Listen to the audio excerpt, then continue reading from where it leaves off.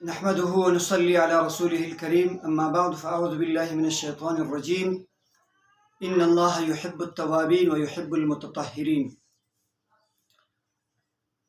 اس آیت کریمہ میں صفائی طہارت سے متعلق احکامات ہیں۔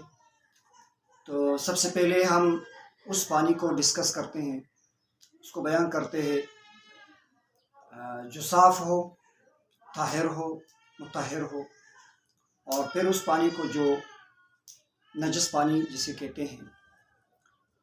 ماء مطلق وہ پانی جو اپنی اصلی شکل، اپنی ہیئت پر ہو، جس ہیئت شکل پر اللہ تعالیٰ نے پانی کو پیدا کیا ہے، تو وہ ماء مطلق ہے۔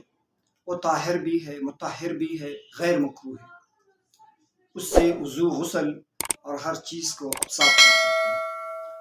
ماء نجس وہ پانی جو توڑا ٹھہرا ہوا، جس میں گندگی ملی ہوئی ہو، پھر وہ گندگی ظاہر ہو یا نہ ہو، تو یہ ماء نجس ہے۔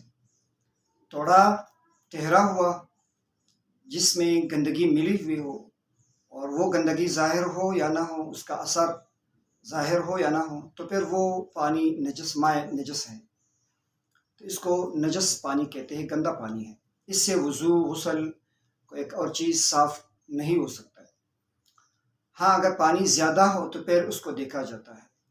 پانی اگر زیادہ ہو تو زیادہ کا شریعت میں مطلب یہ ہے کہ 10 گز لمبائی میں، 10 گز چوڑائی میں، اور گہرائی اتنا ہو کہ اس سے پانی اٹھاتے ہوئے زمین نہ دکھے، تو پھر وہ پانی زیادہ پانی کہلاتا ہے۔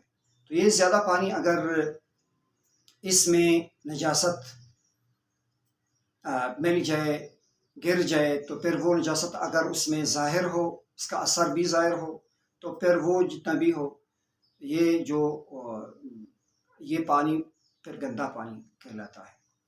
اگر اس اتنے پانی میں، جو زیادہ پانی ہے، اس میں نجاست گر جائے، نجاست ملی ہوئی ہو، لیکن اس کا اثر ظاہر نہ ہو، اور بظاہر وہ نجاست بھی معلوم نہ ہو، نظر نہیں آ رہا ہو، تو پھر وہ پانی پاک ہی ہے۔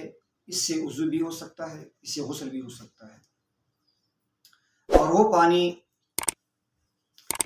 جس کے تینوں اوصاف، جو پانی کے اوصاف ہے، جس کا نہ بو ہے، نہ مزہ ہے، اور نہ رنگ ہے، تو وہ پانی کسی برتن میں، کسی چیز میں زیادہ دیر ٹھہرنے کی وجہ سے ان تینوں اوصاف میں سے ایک وصف اگر رنگ یا اس کا بو یا اس کا مزہ خراب ہوا ہو، تو وہ پاک پانی ہے، وہ پاک ہے، اس سے وضو ہو سکتا ہے۔ زیادہ ٹھہرنے کی وجہ سے اگر اس پانی کا کوئی ایک وصف خراب ہو، وہ پانی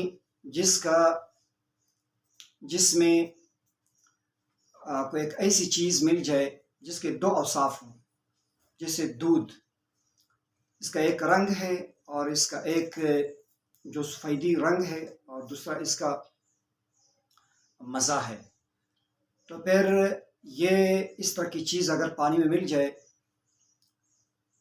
ان دونوں اوصاف میں سے ایک وصف اگر پانی میں ظاہر ہو جائے، تو اس پانی سے پھر وضو نہیں ہو سکتا ہے۔ اگر 3 وصف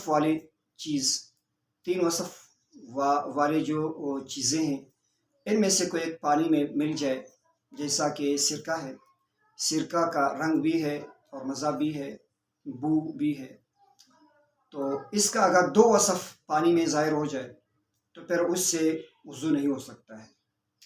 اور وہ چیز جس کا کوئی ایک نہ رنگ ہے، نہ مزہ، اور نہ اس کا بو ہے، عرق گلاب مثلاً، وہ جس کا خوشبو ختم ہو چکی ہو، یا اسی طرح ماء مستعمل، وہ پانی جو ایک مرتبہ غسل یا ایک مرتبہ وضو کے لیے استعمال ہو جائے، تو یہ ماء مستعمل ہے۔ ماء مستعمل اگر صاف پانی میں، ماء مطلق میں یہ مل جائے، تو پھر اس کے وزن کا اعتبار کیا جاتا ہے کہ اس میں سے زیادہ کیا ہے۔ اگر صاف پانی زیادہ ہے تو پھر اس سے وضو درست ہے کراہت کے ساتھ۔ اگر اس میں ماء مستعمل زیادہ ہے یا عرق گلاب کے جو پانی ہے وہ زیادہ ہے تو پھر اس سے وضو نہیں ہو سکتا ہے۔